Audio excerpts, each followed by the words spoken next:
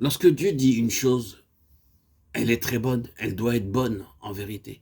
La création fut très bonne. Dieu avait déclaré que tout était très bon. Et si Dieu a pu dire cela, c'est qu'à la lumière de sa mesure des choses, un tel ordre devait être très bon, car sa mesure est tellement plus haute que la nôtre.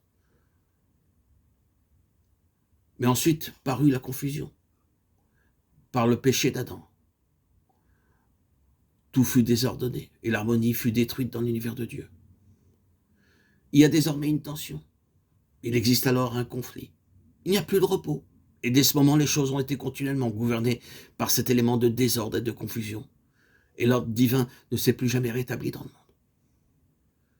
Le désordre règne partout et en tout. Il est dans les éléments, il est dans l'humanité, il est dans toutes les relations, il est partout. Et désormais, en ce qui concerne Dieu, tout doit être dans une ligne de correction à cause de cette confusion. Car avant tout, le désordre, la confusion règne dans l'homme lui-même. L'homme n'est plus une harmonie, une unité. Il est entièrement dans le désordre. Puis, le désordre se trouve dans les relations de l'homme.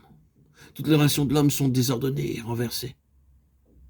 Ensuite, il règne dans le monde que l'homme a fait. C'est l'homme qui a fait le monde tel qu'il est, qui a établi l'ordre présent, un ordre qui est un désordre aux yeux de Dieu. Partout dans ce monde, il y a du désordre. Nous n'avons pas besoin de nous y arrêter pour prouver combien cela est vrai. Partout dans ce monde, nous trouvons ce qui n'est pas de Dieu et ce que Dieu ne voulait pas. L'ordre a disparu et on ne le trouve plus. C'est pourquoi lorsque nous ouvrons la première lettre aux Corinthiens, la première chose que nous y est montrée, c'est le monde. Et la seconde, c'est l'homme, l'homme naturel. Tandis que la troisième touche aux relations ou à la vie de relation des hommes. Ensuite, nous reconnaissons que toute cette première lettre aux Corinthiens a pour but de corriger. Elle touche au monde, elle touche à l'homme, elle touche aux relations des hommes. En tout, elle cherche à corriger. Ensuite, quel est son but dans tout cela? Son grand souci, c'est l'Église, qui est le corps de Christ. Est-ce que Christ est divisé? C'est une question qu'elle nous pose, à nous. Et elle répondra tout aussi directement qu'en Christ, il n'y a point de schisme, un point de désordre. Et si nous continuons la lecture de cette lettre, nous voyons qu'une vraie compréhension de l'Église selon la pensée de Dieu amène à la correction de tous les désordres qui ont été causés par Adam. Et la lettre reprend ceci l'un après l'autre. Nous exprimerons tout cela d'une autre manière et peut-être un peu plus simplement. Là où l'Église, le corps de Christ, est exprimé spirituellement selon la pensée de Dieu, rien de toute cette confusion et de tout ce désordre causé par Adam n'y a plus aucune place. Tout cela en est exclu. Le monde en est exclu. L'homme naturel en est exclu. Le désordre dans les relations humaines en est exclu.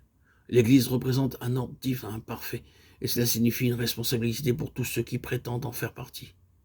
Nous trouvons une demande fondamentale ici même au début de cette lettre corrective. Je n'ai pas jugé que je dusse savoir parmi vous autre chose que Jésus-Christ et Jésus-Christ crucifié. 1 Corinthiens 2:2. La demande fondamentale pour tous ceux qui prétendent faire partie de l'Église qui est le corps de Christ, c'est que par la croix du Seigneur Jésus, par laquelle le monde a été crucifié, et par laquelle l'homme naturel a été crucifié, et par laquelle tout ce qui est désordre dans les relations humaines a été crucifié, Christ seul soit vu, Christ seul soit reconnu. Car ici, nous touchons au mystère de nature même de l'Église.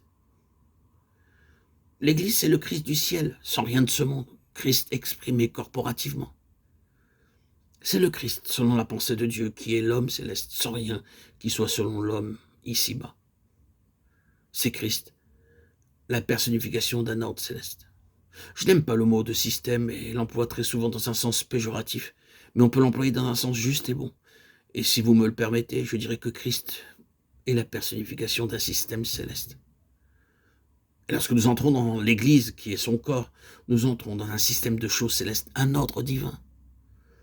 La sphère de cet ordre de choses parfait et divin, c'est donc l'Église, le corps du Christ, qui est appelé le Christ. Cela nous amène à quelques applications pratiques de la vérité générale.